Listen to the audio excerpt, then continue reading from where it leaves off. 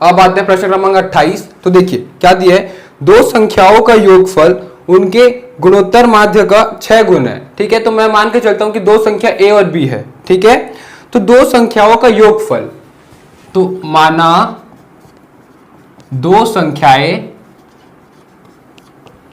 a और b। ठीक है, तो दो संख्याओं का योगफल यानी कि a प्लस b, ये दोनों योगफल हो गया दोनों संख्याओं का। दो संख्याओं का योगफल उनके गुणोत्तर माध्य का 6 गुना है। ठीक है, तो ये योगफल बराबर क्या होगा, इसके गुणोत्तर माध्य, तो ab का गुणोत्तर माध्य क्या होगा, रूट ab और 6 गुना। तो जो दो संख्या है a और b, तो इसका योगफल बराबर होगा 6 गुना इसी के गुणोत्तर माध्य से, तो 6 गुना गुणोत्तर माध्य रूट ab का। ठीक है, अब देखिए अब आगे क्या बोला गया है, तो दिखाइए कि संख्याएं 3 प्लस 2 रूट 2 इस टू 3 माइनस 2 रूट 2 के अनुपात में है। ठीक है, तो हम दो संख्या क्या मान के चले, a और b, तो a और b का अनुपात हमें बताना होगा कि 3 plus 2 root 2 upon 3 minus 2 root 2 होगा। ठीक है, ये हमें सिद्ध करना है।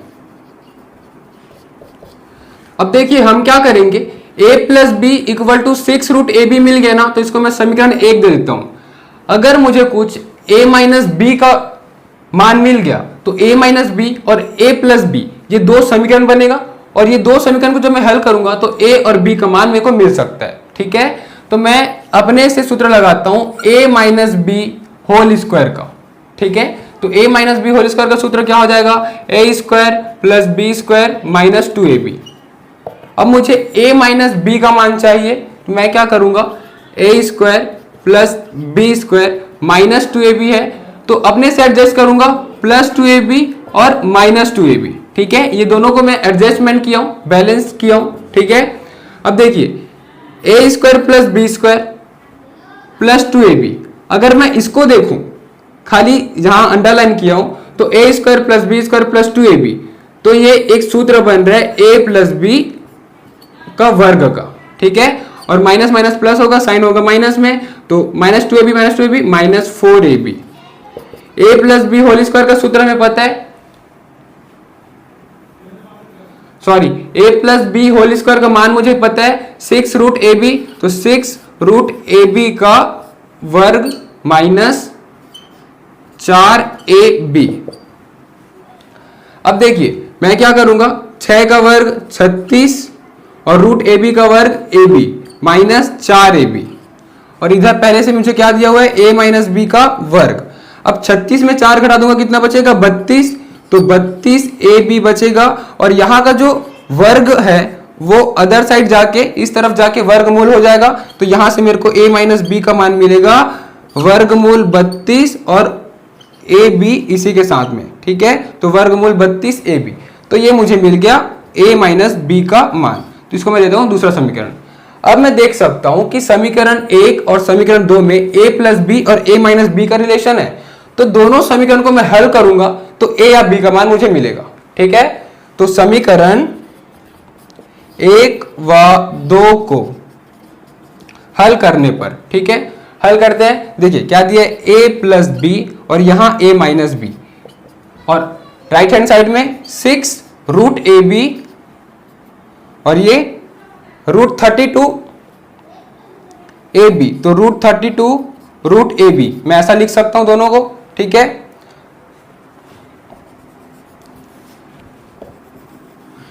तो देखिए मैं क्या करूंगा कि जो समीकरण 1 और 2 है उसको मैं जोड़ दूंगा। ठीक है, तो जोड़ने पर तो देखिए a प्लस ए क्या हो जाएगा 2a, और plus B minus B cancel हो जाएगा इक्वल टू, अब ये दोनों को आपस में जोड़ूंगा तो क्या होगा 6 रूट ए बी प्लस रूट 32 रूट ए बी।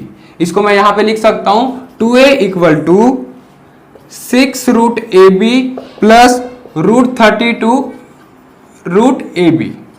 ठीक है, मैं इसको कैसे प्लस करूंगा, यहां से मेरे को a का मान चाहिए, दोनों में रूट ए बी कॉमन निकल रहा है तो मैं कॉमन निकाल लेता हूं, और क्या 2 कॉमन निकल सकता है क्या, अगर 2 कॉमन निकलेगा तो यहां से मैं 2 को कैंसिल कर दूंगा। ठीक है, तो 2a ये दिया हुआ है, देखिए मैं यहां से 2 भी कॉमन निकाल सकता हूं। ठीक है, और रूट ए बी भी कॉमन निकाल सकता हूं, तो अब अंदर में क्या बच जाएगा, 6 में से 2 निकाल दिया यानी कि भाग कर दिया तो बच जाएगा 3। ठीक है, तो 3 और रूट ए बी तो बाहर हो गया, प्लस रूट 32 से अगर 2 निकालूं तो क्या होगा, तो रूट 32 की जगह क्या लिख सकता हूं, इसको लघुत्तम लूंगा तो 16, 8, 4, 2, 1 यानी कि ये बन रहे 2 दूनी 4, तो 4 रूट 2 ये बन रहा है। तो रूट 32 की जगह 4 रूट 2 लिख सकता हूं, तो 4 रूट 2 से मैं 2 निकालूंगा यानी कि इस 4 से 2 निकाल लूंगा तो क्या बचेगा 2 रूट 2 और रूट ए भी तो बाहर आ गया, तो ये हो जाएगा ए का मान, यहां से 2 और यहां से 2 कैंसल, तो ए बराबर रूट ए बी 3 प्लस 2 रूट 2, ये हो गया ए का मान। इसको मैं समीकरण 1 और 2 तो दे चुका हूं, इसको ए दे देता हूं, ठीक है, कैपिटल ए।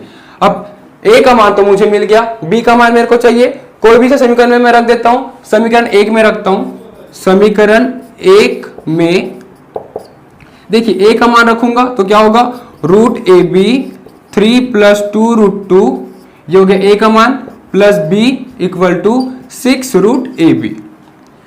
अब देखिए मैं क्या करूंगा, मुझे b का मान चाहिए तो b एक तरफ बाकी सब एक तरफ, तो b बराबर 6 रूट ए बी पहले से उधर है, ये जो प्लस में उधर जाके माइनस में हो जाएगा, माइनस रूट ए बी ब्रैकेट में 3 प्लस 2 रूट 2। अब b बराबर, अब देखो तो ये दोनों पद से भी मैं रूट ए बी को निकाल सकता हूं, तो रूट ए बी को बाहर निकाल लिया, क्या बच जाएगा 6 माइनस रूट ए बी बाहर निकल गया 3 प्लस 2 रूट 2, तो b बराबर रूट ए बी 6 माइनस 3 क्या होगा 3, तो 3 प्लस 2 रूट 2, ये हो गया b का मान। इसको मैं समीकरण b दे देता हूं, कैपिटल B। अब देखिए a का मान आ गया और b का भी मान आ गया, तो हम देख सकते हैं कि a बट्टे b मैं लिखने जाऊंगा तो a का मान क्या होगा, रूट ए B 3 plus 2 root 2 upon root ए बी 3 प्लस 2 रूट 2। ठीक है, यहां से रूट ए बी कैंसिल हो गया, तो a बट्टे b यानी a और b का अनुपात जो सिद्ध करने बोला गया था वो आ गया। ठीक है, अब देखते हैं प्रश्न क्रमांक 29।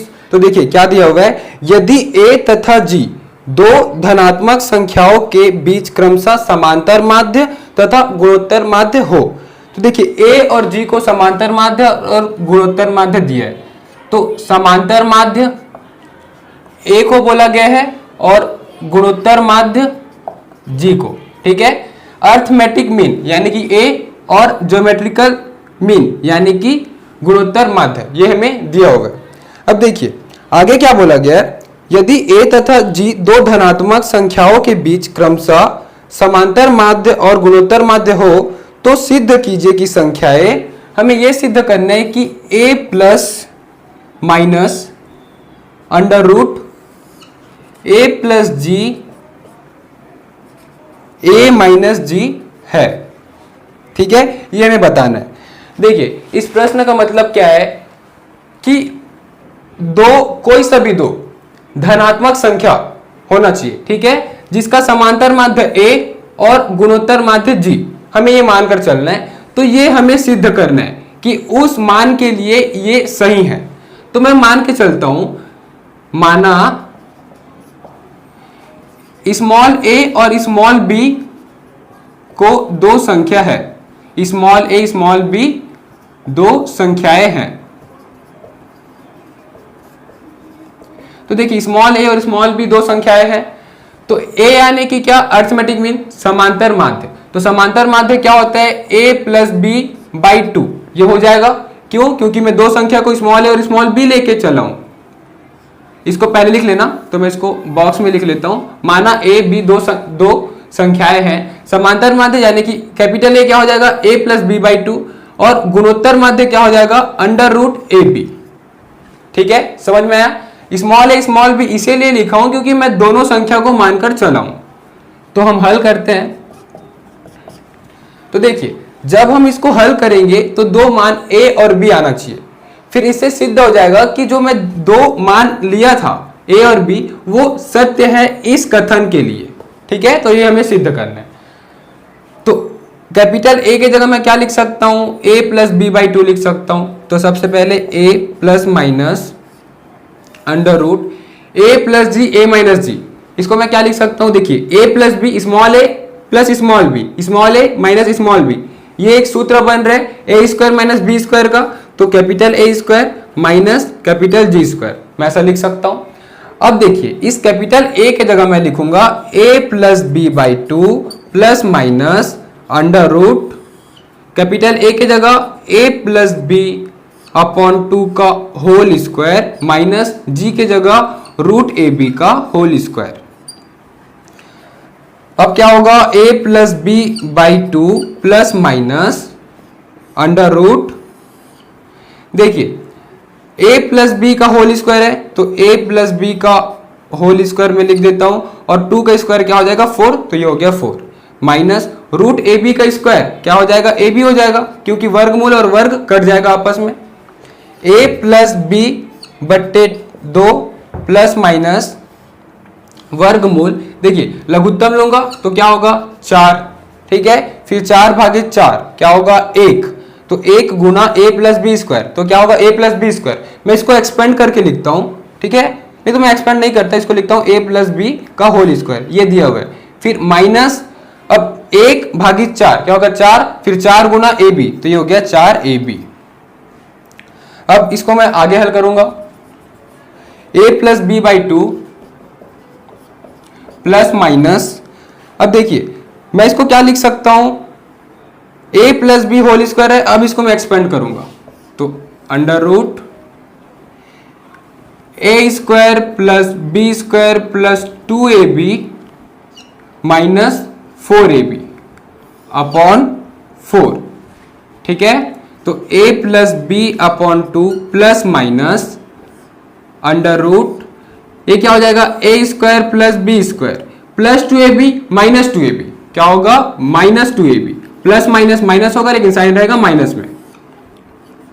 और इस 4 को मैं क्या लिख सकता हूं 2 का स्क्वायर, तो अगले लाइन में इस वर्गमूल को हटाने के लिए जो अंदर का पद है उसको मैं कोशिश करूंगा कि वर्ग में आ जाए। तो देखिए a square plus B square minus 2ab, ये सूत्र होता है a माइनस बी का वर्ग का, ठीक है, और 4 को मैं 2 का वर्ग लिख सकता हूं, इसका मतलब a माइनस बी का वर्ग है और 2 का वर्ग है, तो पूर्ण वर्ग लिख सकता हूं ब्रैकेट में। अब इस वर्ग और वर्गमूल दोनों कट गया तो क्या बचेगा a plus B by two plus minus a minus B by two, ये आ गया उत्तर। अब देखिए प्लस और माइनस दोनों आ रहा है तो मैं एक बार पॉजिटिव लूंगा और एक बार नेगेटिव लूंगा, तो जब धनात्मक लेंगे तो क्या होगा a plus B upon two plus a minus B upon two, लघुत्तम लूंगा तो 2 आएगा a plus b plus a minus b plus b cancel हो जाएगा 2a, a प्लस a क्या होगा 2a अपॉन 2, तो क्या हो जाएगा 2 और 2 कैंसिल, a आ गया, ठीक है, पहला संख्या तो आ गया a। अब नेगेटिव लूंगा तो क्या होगा a minus B upon two, sorry a plus B upon two minus a minus B upon two, देखिए इसमें माइनस लिया हूं इसमें प्लस लिया हूं, लघुत्तम आएगा 2, तो a प्लस बी माइनस है तो साइन चेंज हो जाएगा, प्लस माइनस तो minus a minus minus plus B, minus a plus a cancel, b plus B 2b, तो 2b अपॉन 2, तो 2 और 2 कैंसल, ये हो जाएगा b, तो दूसरी संख्या भी b आ गया, तो अतः सिद्ध हुआ। अब देखते हैं प्रश्न क्रमांक 30, तो देखिए क्या दिया हुआ है, किसी कल्चर में बैक्टीरिया की संख्या प्रत्येक घंटे पश्चात दोगुनी हो जाती है, ठीक है, तो कोई कल्चर है जिसमें बैक्टीरिया हर घंटे डबल होते जा रही है, ठीक है, यदि प्रारंभ में उसमें 30 बैक्टीरिया उपस्थित थे, तो प्रारंभ में 30 बैक्टीरिया यानी कि पहला पद दिया हुआ है 30, ठीक है, अगर मैं श्रेणी मान के चलूं तो 30 बैक्टीरिया पहले से है, फिर वो दोगुनी होते जा रही है, यानी 30 के बाद 2 गुना हो जाएगा तो क्या हो जाएगा 60, फिर 120, तो ये ऐसा 2 गुना होते जा रहा है, चलते जा रहा है, ठीक है। फिर क्या बोला गया है, तो बैक्टीरिया की संख्या दूसरे, चौथे तथा nवें घंटों के बाद क्या होगी। तो देखिए हमें क्या ज्ञात करना है दूसरा घंटा में, तो दूसरा और चौथा और nवा, तो हमें ये ज्ञात करना है।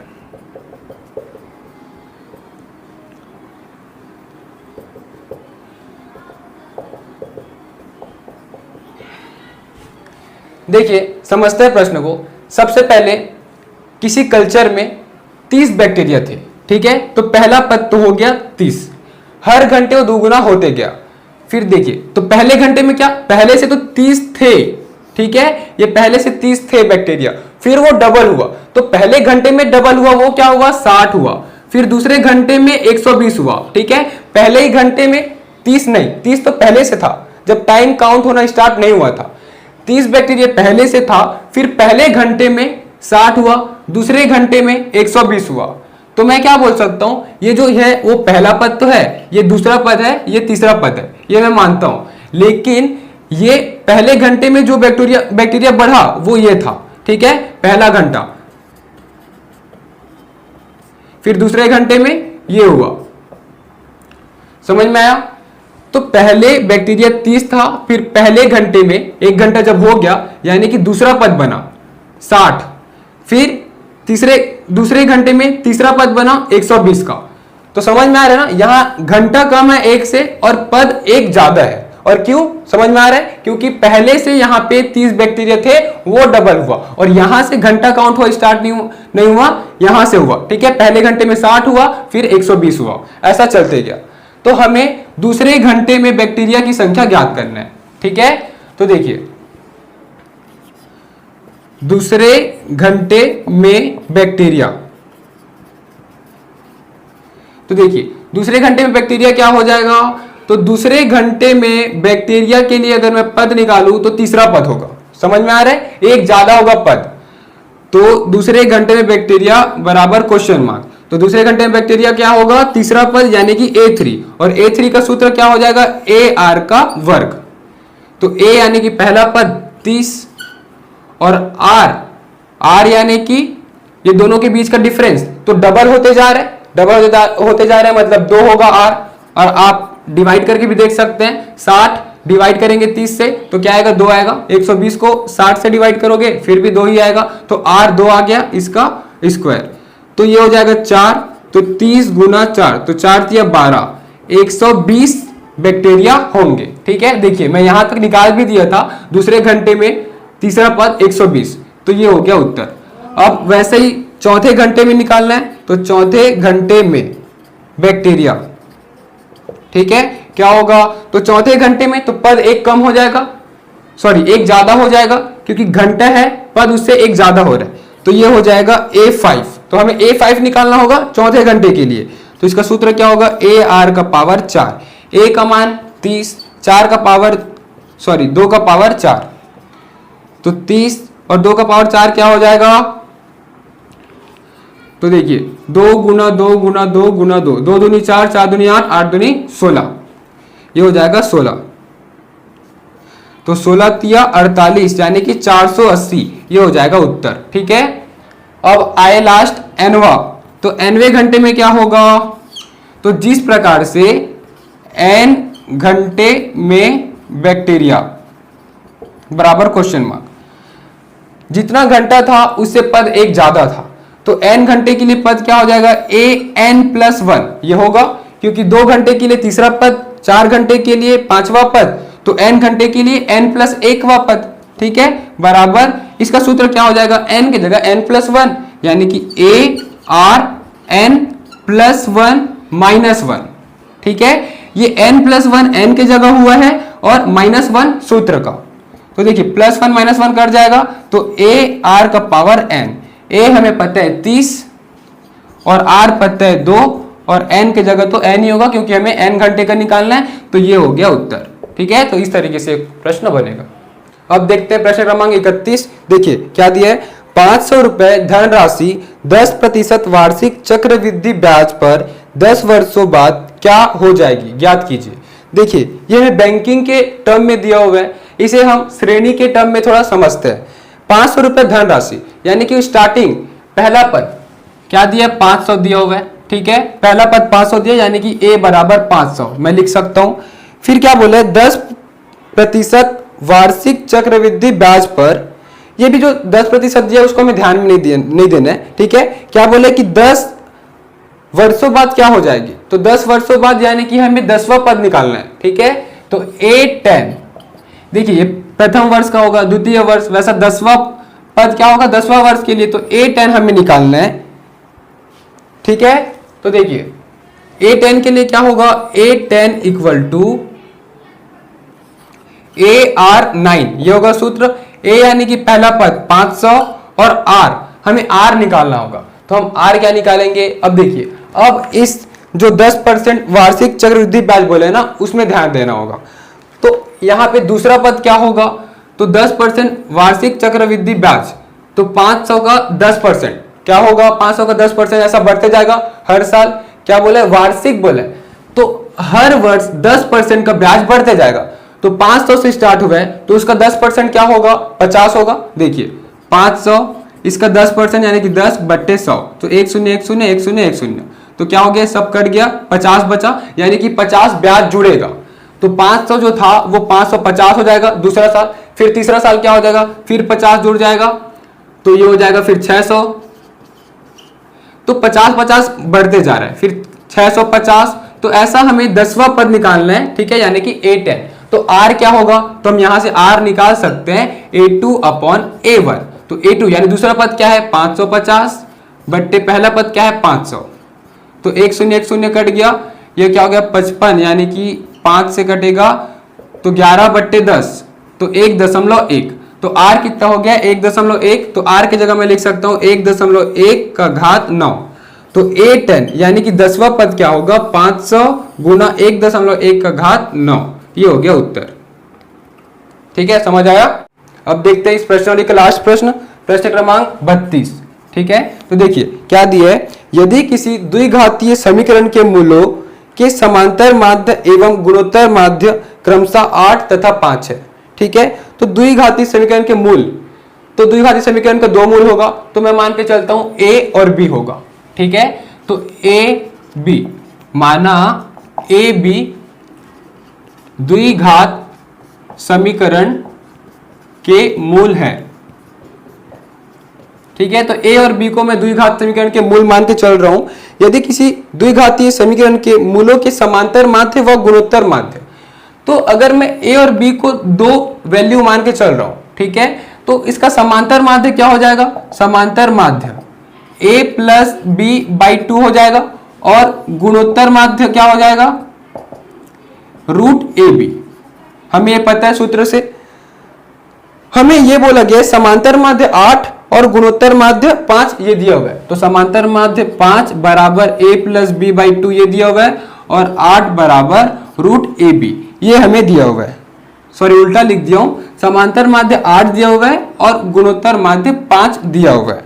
ठीक है, तो द्विघात समीकरण ज्ञात कीजिए, तो हमें द्विघात समीकरण ज्ञात करना है। ठीक है, तो सबसे पहले हम क्या कर सकते हैं, A प्लस B और A इंटू B निकालते हैं। क्यों, क्योंकि हमें पता है कि द्विघात समीकरण निकालने का सूत्र क्या होता है, हम कक्षा 10वीं में पढ़े हैं। ठीक है, द्विघात समीकरण बराबर क्या होता है, x का स्क्वायर माइनस यहां क्या होता है मूलों का योग गुना x प्लस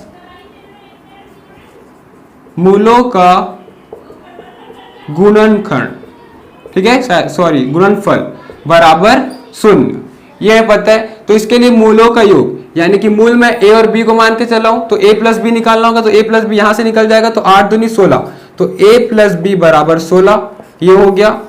और मूलों का गुणन, यानी कि ये जो रूट है इधर जाके क्या हो जाएगा वर्ग हो जाएगा, तो AB बराबर 5 का वर्ग 25, तो AB आ गया 25।